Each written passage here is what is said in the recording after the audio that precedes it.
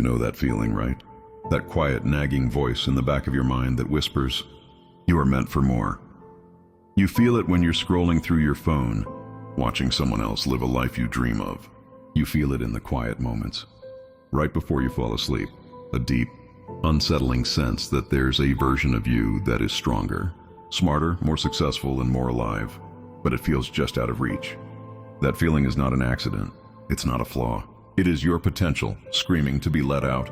And the single biggest thing standing between you and that version of yourself is one simple, dangerous, seductive word: someday. Someday I'll start that business. Someday I'll get in shape. Someday I'll learn that skill. Someday I'll travel. We treat someday like a safe harbor, a promise we make to our future self. But let me tell you the brutal truth. Someday is a lie. It's a fantasy land where our dreams go to die comfortably, without us ever having to face the fear of failure or the discomfort of hard work. Someday is the most active ingredient in the recipe for a life of regret. Because someday never has a date on the calendar. It's always just over the horizon, forever out of reach. So, what's the alternative? It's a word that sounds simple but feels terrifying. Now. Now is real.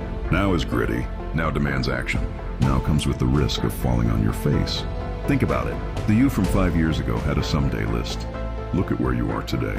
Did those somedays magically happen? Or did they get buried under the weight of procrastination, comfort, and fear?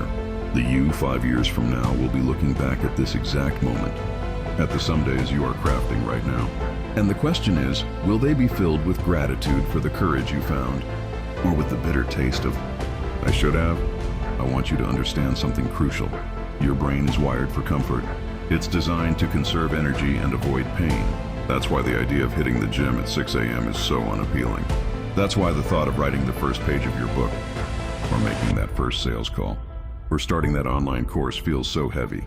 Your mind will instantly present you with a million logical reasons to stay put. You're tired. You don't have the right resources. It's not the perfect time. This is not you being lazy. This is you being human. But here's the secret: greatness, fulfillment, and that life you dream about. They live on the other side of that resistance. The moment you feel that resistance, that discomfort, that fear, that is your signal. That is the starting line. That is the universe pointing you toward your growth. Don't run from it. Lean into it. Make that discomfort your compass. Every time you choose to do the hard thing, you are not just completing a task. You are casting a vote for the person you want to become. You are telling yourself, "I am someone who follows through. I am someone who faces challenges. I am someone who keeps promises to myself." And vote by vote, action by action, you are not just building a skill or a business. You are building a new identity. This isn't about a massive, overnight transformation that changes everything in an instant. That's a movie. This is real life. This is about the 1% improvements. It's about reading 10 pages a day instead of scrolling. It's about a 20-minute workout instead of none. It's about saving $10 a day instead of spending it. It's about sending one email, making one call, writing one paragraph. These things seem insignificant in a single day, but compounded over weeks, months, and years, they create a chasm between the life you have and the life you could have. They create a legacy. So I'm not going to tell you to go out and change your entire life today. I'm going to give you one simple challenge. I want you to think of one thing. One single thing on your someday list that you can bring into now. It doesn't have to be the biggest one. It just has to be one. Maybe it's researching that course you wanted to take. Maybe it's texting a friend to hold you accountable for your fitness goal. Maybe it's writing the title of your book on a blank document.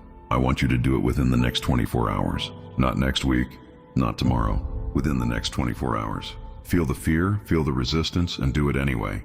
The world isn't changed by people who waited for the right time. It's changed by people who decided that the right time was now. Your future self is watching. What story are you going to tell them? Make it a good one.